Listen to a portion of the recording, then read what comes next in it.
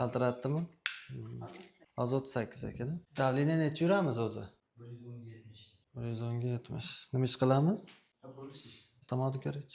Voy, tomoqlar rosa bo'pti-ku. Tez og'rib qoladi, tomoq. Anginasi bormi deganda. Yo'talimiz bormi, yo'qmi? Yo'tal tomoq sho'radi. Bitta o'pkani eshitib qo'ying. Uzayroq suv ichdingizmi? Aha. Yaxshi, xudo xolasa o'pkalar yaxshi. Ammo asosiy tomoqda ekanda, bo'g'imlaringizda og'riq bo'lyaptimi? Qayerda bo'lyapti? Qaqshab og'rish. Suyak-suyagingiz og'riyapti. Uxladingizmi kechqurun? Hozir mana soatdan Chala bo'lyapti. Shularda keldi ishdan, uchta keldi. Kechasi keldi. Chimyon dedi, kechasi og'riq qolib kelaveribdi. Ishi qayerda o'zi? Uch olishda. Analizlar topshirganmisiz yoki atrofda? Umuman lecheniya qilganmisiz? Qilinmagan. Endi bunaqa bo'lyapti. Hozirgi yoshlarda o'zi baquvvat bo'lsa ham organizmda nima deydi, immunitet tushib qolyapti-da. Sal narsaga beriluvchan bo'lib, bo'lmani fasl almashinuvida birpasda og'rib qolinyapti. Ozgina haligi muzday suv ichib qo'yilyapti. Issiqqa ishonib, o'zi issiq emas, o'zi aslida misol bugun issiq bo'lsa, ertaga sovuq bo'lib qolyapti-da, o'shani hisobiga ham tez shamollash bo'lyapti. Juda ham uncha oladi. Lecheniya anchadan beri olgan yo'q. Olganda yo'q. Shunga oyog'ida varikoz ham bor edi, asha og'riyapti shekilli. Qayerda, bu yerdami?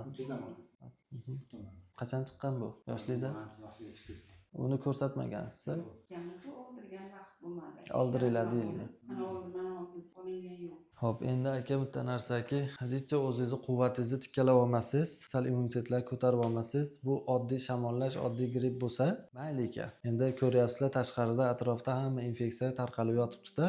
Kimda qaysi kasallik borligini biz bilmaymiz. Misolinki, ko'pchilik bilan muloqotda bo'lamiz, ko'chada yuramiz, boshlarga chiqamiz, bozorlarga boramiz. Har xil kasalliklar ilashib qolmasligi uchun birinchi o'rinda o'sha quvvatimizni tikkalab olishimiz kerak, immunitetimizni oshirib olishimiz kerak. Shu edi asosiy maqsad, asosiy qilinishi kerak bo'lgan ish shu. Xo'p, endi analiz topshirishimiz kerak. O'fshi, siydik, qon, biokimiyani ko'rib qo'yish kerak, sahrlarni ko'rib qo'yish kerak, veslari bor ekani.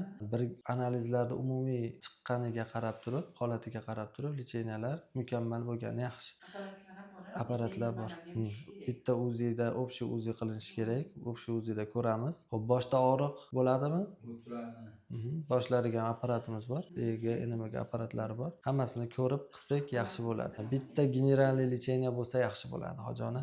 Endi agar fursat bo'lsa, imkoniyat bo'lsa, bir yotib, bir 5-6 kun yotib lecheniya olish kerak. Bu o'zi yo'talmaydi, sabri yo'qroq amaliyu. O'ta yotib olib kelolmaysan deyapman. Olib keldim yo'tasan deb. Endi iloji boricha rejim qilsangiz. Sabr chidab yotsa, bo'lmasa keyin lecheniyalarni qilgan apparatlarga tushib, qon analizlari chiqqandan keyin uyda ham olaveradi. Bir nazoratda 5 kun olsalar, kami ko'sini uyga qilsak bo'laveradi.